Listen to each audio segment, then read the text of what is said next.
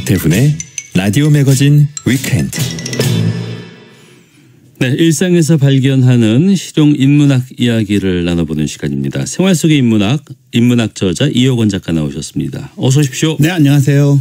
오늘은 무슨 이야기를 해볼까요? 네, 오늘은 사회성이라는 주제로 이야기할까 합니다. 사회성? 예. 예. 인간은 사회적 동물이기 때문에 어느 정도의 사회성은 갖춰야 합니다. 사회성이 없으면 타인과 어울리는데도 어려움을 겪을 수 있고요. 또 공동체의 구성원으로 인정받지 못하는 경우도 생기죠. 근데 이제 여기서 말하는 사회성이란 사회생활에 필요한 능력의 총체를 의미하는데요. 구체적으로는 타인으로부터 배척받지 않고 상호 존중하고 공존하면서 사회 구성원으로 인정받을 수 있는 능력과 기술을 말합니다. 근데 이런 거에는 사회적 성숙이라든지 대인관계 능력, 또 타인과 원만하게 상호작용하고 교감하는 능력, 소통 능력 같은 거죠. 네. 이런 것들이 모두 포함됩니다. 그래서 아무래도 사회성을 잘 갖춘 사람은 사회의 다른 구성원으로부터 환영받을 수 있고 다른 사람과 잘 어울리며 살아갈 수 있죠. 하지만 사회성이 지나치게 뛰어난 사람은 그로 인해 지불해야 될 대가가 있는데요. 혹시 뭔지 아십니까? 주변에서 그런 거 친구들한테 얘기하잖아요. 아, 저놈 사회생활 잘한다. 네. 근데 그거 잘한다고 대가를 치른다고요? 예, 치르는 게 있습니다. 그러니까 우리가 사회성을 지나치게 추구하면 사회성의 반대 개념이 독자성이거든요. 독자성. 예, 이 독자성을 후순위에 두거나 아예 포기하는 경우도 생기죠. 예. 가령 내가 건강 관리를 위해서 다이어트를 해야 되겠다라고 마음을 먹었습니다. 근데 이제 평소 친하게 지낸 동료들이 모처럼 회식을 한다고 초대를 하면 네. 차마 거절하지 못해서 참석하는 경우도 생기죠. 그죠? 이런 이제 이 상황은 친한 동료와의 유대 관계를 맺는 기회, 즉 네. 사회성 때문에 네. 다이어트라는 개인적 목표, 그러니까 독자성을 희생하고 있는 셈이죠. 또 특정한 사회적 이슈로 인해서 찬반 여론이 양쪽으로 나뉘는 상황인데 네. 자기는 어느 쪽에도 동조하지 않고 있습니다. 근데 이제 가까운 주변 사람들이 대부분 반대 의견을 피력하고 있으면 네. 자기도 어쩔 수 없이 반대 집회에 참석하는 경우도 아이고, 생깁니다. 친구들 강남 간다고요? 예, 그렇죠. 맞습니다. 물론 앞의 상황에서 다른 사람 눈치 보지 않고 자기 주장을 내세우거나 자기가 원하는 바를 행동에 옮기는 사람도 있죠. 이 경우라면 사회성보다는 독자성을 우선한다라고 볼 수 있습니다. 그럼 이제 대체로 사람들은 이 사회성과 독자성이 서로 충돌하는 상황에서는 네. 어느 쪽을 더 많이 선택할까요? 상황에 따라 다르긴 한데 네. 대부분 사회성 쪽으로 가는 것 같아요. 아마 그런 것 같아요. 네, 그죠? 네. 독일 철학자 하이데거가 존재와 시간이란 책에서 보통 사람들이 살아가는 방식을 이렇게 적고 있는데 한번 들어보십시오. 우리는 세상 사람이 즐기듯 즐기고 만족스러워하며 세상 사람이 보고 비평하듯 문학과 예술에 관해 읽고 보며 비평한다. 세상 사람이 세상을 피하듯 우리도 군중으로부터 몸을 도사리고 세상 사람이 격분하듯이 우리도 격분한다. 이 세상 사람이 일상성의 존재 양식을 지배한다. 그러니까 하이데거는 대부분의 사람이 독자성보다는 사회성에 입각하여 판단하고 반응하고 행동한다라고 보았습니다. 네. 그는 이처럼 사회성을 만들어내는 주체를 세상 사람이라고 불렀습니다. 즉 우리는 자기 눈이 아니라 세상 사람의 눈으로 세계를 바라보고 자기 머리가 아니라 세상 사람의 머리로 생각하고 또 자기 가슴이 아니라 그 세상 사람인 군중의 가슴을 빌려서 흥분하고 때로는 격분한다는 거죠.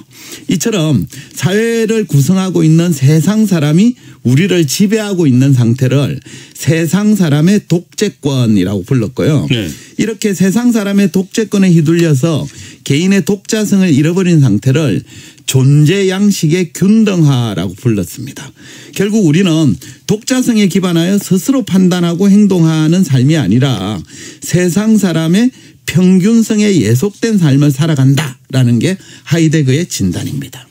사람들은 근데 왜 독자성보다 사회성을 중요하게 생각해요? 예. 하이데거는 가장 큰 이유가 존재 면책 때문이라고 봤습니다. 존재 면책? 존재에 대한 책임을 면하는 거죠. 그러니까 우리가 독자성에 기반하여 판단하고 행동할 경우에는 그 선택에 대한 결과에 대한 책임을 혼자서 져야 되죠. 그렇죠. 그러니까 네. 좋고 나쁨의 결과를 오롯이 혼자서 책임을 져야 합니다. 반면에 세상 사람의 지배 아래에 있으면 독자적으로 행동했을 때 발생할 수 있는 책임으로부터 면제되는 장점이 있습니다. 또 세상 사람처럼 행동하면 최소 중간은 갈 수 있고요. 잘못되더라도 혼자만의 책임이 아니죠. 어차피 다른 세상 사람 모두가 비슷하게 행동했기 때문입니다. 왜 매도 함께 맞으면 좀 덜 아픈 측면이 있잖아요. 그죠? 네. 철학자 에릭 프롬도 사랑의 기술에서 이와 비슷한 주장을 펼친 바 있는데요. 이렇게 얘기하고 있습니다. 만일 내가 남들과 같고 나 자신을 유별나게 하는 사상이나 감정을 갖고 있지 않으며 나의 관습이나 옷이나 생각을 집단의 유형에 일치시킨다면 나는 구제된다. 고독이라는 가공할 경험으로부터 구제되는 것이다. 그러니까 우리가 독자성을 중요하게 생각하여 다른 사람과 좀 다른 튀는 행동을 하게 되면 혼자서 책임을 감당해야 되는 것은 물론이고 심한 경우에 집단 따돌림을 당해서 홀로 남겨질 위험이 있습니다. 그러니까 프롬은 이렇게 홀로 남겨진 고독 상태에 놓이는 것이 두려워서 대부분은 튀는 행동을 자제하고 남들과 비슷한 생각과 행동을 한다라고 보았습니다. 그러니까 프롬도 독자성보다는 사회성을 우선하며 산다라고 보고 있는 거죠. 속담에 모난돌이 정받는다고 하고 그런 얘기 있죠. 그러니까 튀는 것보다는 좀 남들 그 비슷하게 살아라. 뭐 중간만 해라. 뭐 이러면 속이 편하긴 하죠. 그렇죠. 그러니까 독자성보다 사회성을 중시하는 것 속담이 모난돌이 정맞는다라는 속담이 잘 어울리는데요. 우리가 특출난 천재가 아니라면 세상 사람의 평균성에 맞추어 사는 것 이것도 한 가지 방법일 수 있습니다. 하지만 하이데거나 프롬은 세상 사람의 평균성에 자기 자신을 맞추는 상태를 마냥 긍정하지는 않았습니다. 왜냐하면 그런 상태는 자기 자신으로 존재하는 게 아니라 세상 사람으로 존재하는 것이기 때문입니다. 그렇죠? 하이데거는 세상 사람의 독재권에 휘둘려서 자기 자신으로 살아가지 못하는 상태를 비본래적 실존이라고 불렀습니다. 그러니까 이건 본래적이 아니라 비본래적, 그러니까 자기 자신으로 살지 못하고 세상 사람으로만 살아가고 있다라는 뜻입니다.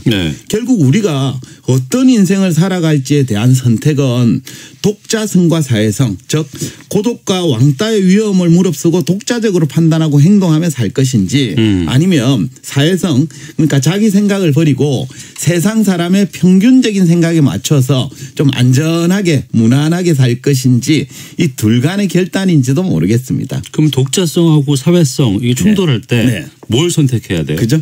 물론 하이데거는 사회성보다는 독자성을 우선하는 삶을 살아야 된다라고 주장하고 있습니다. 그래야만 비본래적 실존이 아니라 본래적 실존, 즉 세상 사람이 아니라 자기 자신으로 살아갈 수 있기 때문입니다. 하지만 둘 중에서 독자성이 항상 중요하다라고 단정하기는 좀 어려울 것 같아요. 결국 둘 중에 어느 쪽을 우선할지는 개개인이 선택할 몫이라고 볼 수 있습니다. 근데 이제 우리 시대 지성인이었던 돌아가신 신영복 선생도 처음처럼이란 책에서 사회성과 관련한 글을 남기셨는데요. 내용은 다음과 같습니다. 한번 들어보십시오. 세상 사람들은 현명한 사람과 어리석은 사람으로 분류할 수 있다고 합니다. 현명한 사람은 자기를 세상에 잘 맞추는 사람인 반면에 어리석은 사람은 그야말로 어리석게도 세상을 자기에게 맞추려고 하는 사람입니다. 그러니까 신영복 선생은 현명함과 어리석음이 자기가 살아가는 세상과의 자기 자신이 살아가는 세상과의 관계 설정이 어떠하냐에 따라 결정된다고 봤습니다. 그러니까 선생에 따르면 현명한 사람은 자기를 세상에 잘 맞추는 사람입니다. 다시 말하면 사회성을 잘 갖춘 사람이 현명한 사람이라고 본 거죠. 이와 달리 독자성을 선택한 사람, 그러니까 선생의 표현을 빌리면 세상을 자기에게 맞추려는 사람은 어리석은 사람이다 이렇게 얘기하고 있습니다. 그러면 신영복 선생님은 독자성보다는 사회성이 중요하다 이런 입장이시네요. 그렇죠. 조금 전 얘기한 것까지만 들어보면 그런데요. 하지만 이어지는 문장을 들어보면 뉘앙스가 조금 달라지는데 앞에 한 설명에 이어지는 문장에서 선생은 이렇게 적고 있습니다. 그러나 역설적인 것은 세상은 이런 어리석은 사람들의 우직함으로 인하여 조금씩 나은 것으로 변화해 간다는 사실입니다. 그러니까 신영복 선생은 기본적으로는 세상을 자기에게 맞추기보다는 자기를 세상에 맞추는 사람이 현명하다고 본 것 같습니다. 하지만 세상에는 가끔은 어리석은 사람도 필요하다는 입장이에요. 왜냐하면 우리가 사는 세상은 몇몇 어리석은 사람의 우직함 때문에 조금씩 더 나은 방향으로 발전해 왔기 때문입니다.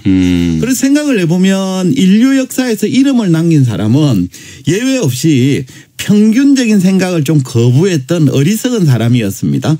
그러니까 모두가 천동설을 믿는 세상에서 우직하게 지동설을 주장했던 갈릴레오가 그랬고요.